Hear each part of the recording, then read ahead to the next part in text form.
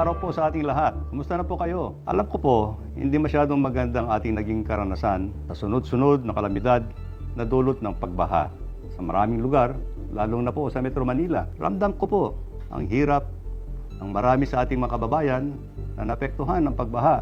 Tapos biglang nagkaroon pa itong issue ng mga substandard flood control projects. Hindi na po katanggap-tanggap ang substandard na paggawa, dinagdagan po ng mga nababalitaang guni-guni o ghost projects. Ang ating presidente, Ferdinand R. Marcos Jr. ang nakakita sa mga ganitong ghost projects sa kanyang personal na pagbisita sa mga kinalalagyan ng mga proyektong ito. Nakakasikip po ito ng dibdib at napakasakit pong tanggapin ang mga nangyayaring ito sa ilalim ng aking panunungkulan kahit ano po ang higpit at istrikto ng ating mga pulisya laban sa katiwalian. Meron ngang nananawagan sa akin na ako po raw ay mag-leave o kaya po ay mag-resign dahil po sa isyong ito. Yan po sana ang madaling gawin, mag-resign o talikuran ko ang problema. Pero hindi po ang pag-alis o pag-iwas ng responsibilidad ang tamang paraan ng paghahanap ng solusyon.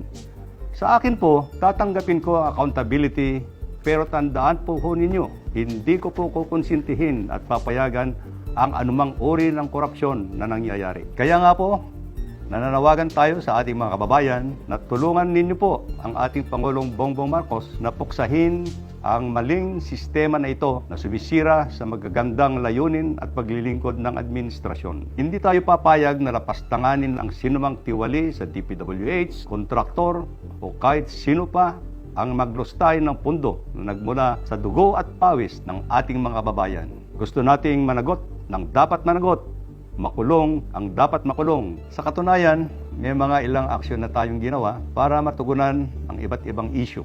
Kagaya ng una, pagbuo ng Anti-Graft and Corrupt Practices Committee para sumbungan dito sa departamento. Pangalawa, pagpataw ng preventive suspension sa mga empleyado ng Bulacan 1st District Engineering Office mula sa District Engineer, Assistant District Engineer, at lahat ng section chiefs. Pangatlo, pag-reassign po sa Regional Director ng Region 4B. Pang-apat po, pagpataw ng preventive suspension sa District Engineer ng Batangas 1st District Engineering Office na nagtangkang manuhol sa isang kongresista. Pang-lima, pag-reassign sa Regional Office ng mga Assistant District Engineer at lahat ng mga section chiefs ng Batangas 1st District Engineering Office. At pang-anim, tuloy-tuloy po ang pag-validate kung nandiyan pa ba ang mga flood control projects sa Bulacan at ibang probinsya ng Region 3, Region 4B, Region 6, 7, and 8 sa mga isinubmitin nating listahan kay Presidente na nagawa ng flood control projects mula July 2022 to May 2025.